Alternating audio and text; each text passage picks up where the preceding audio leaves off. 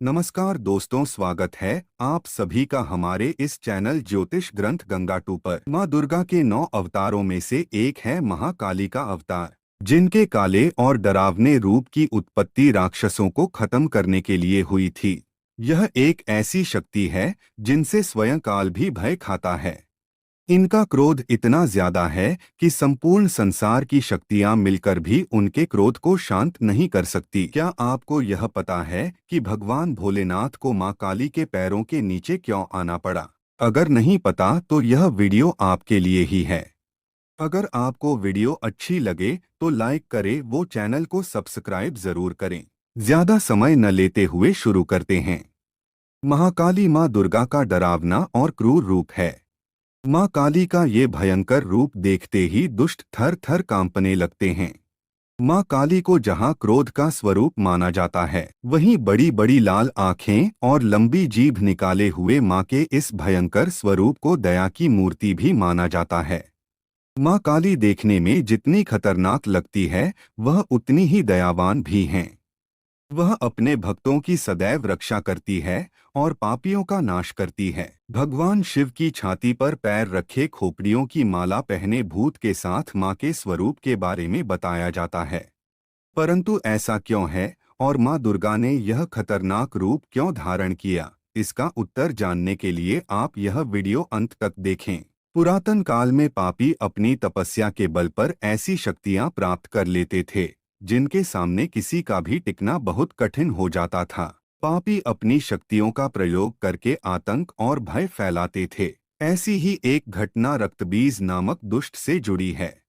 पुरानी कथाओं के अनुसार एक बार रक्तबीज नाम के एक राक्षस ने भगवान शिव को खुश किया और उनसे एक वरदान प्राप्त कर लिया। रक्तबीज को यह वरदान मिला था कि उसका खून जहां भी गिरेगा वहां से उसके जैसा राक्षस पैदा हो जाएगा। रक्तबीज को अपने इस वरदान पर बहुत अभिमान था, इसलिए उसने अपनी शक्तियों का गलत प्रयोग करता था। घमंड से भरा रक्तबीज ने देवताओं को ललकारा। देवता रक्तबीज से लड़ने के लिए आ गए, परंतु जहां भी रक्तबीज का रक्त गिरता वहां से एक और रक्तबीज पैदा हो जाता।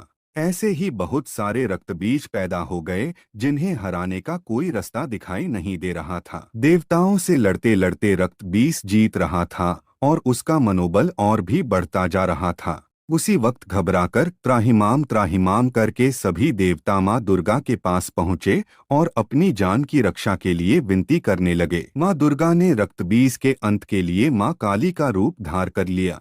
मां दुर्गा का वह रूप इतना खतरनाक और डरावना था कि स्वयं देवता भी उनसे डरते थे। रक्तबीज को देखकर मां काली क्रोध से भर उठी और अपनी जीभ को इतना फैला लिया कि सारे रक्तबीज उसमें समा गए।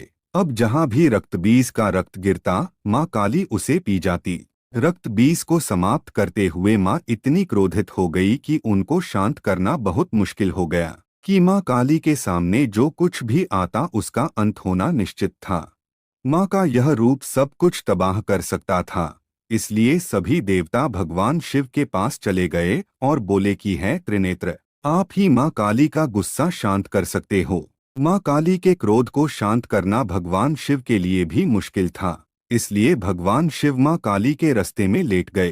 क्रोधित माता ने जैसे ही भगवान शिव की छाती पर पांव रखा तो वह ठहर गईं और उनका क्रोध शीतल हो गया। इस तरह भगवान शिव ने देवताओं की समस्या का हल किया और मां काली के क्रोध को शांत किया। मां का यह क्रोध पूरी दुनिया के लिए भयानक हो सकता था। या देवी सर्वभूतेषु शक्ति रूपेण संस्थिता, नमस्तस्य नमस्तस्य नमस्तस्य नमो नमः। जो देवी सब प्राणियों में शक्ति रूप में है, उनको नमस्कार है। हमें उम्मीद है कि आपको इन प्रश्नों के उत्तर मिल गए होंगे और आपको यह वीडियो अच्छी लगी होगी। आज के लिए सिर्फ इतना ही। जाने से पहले वीडियो को लाइक करें,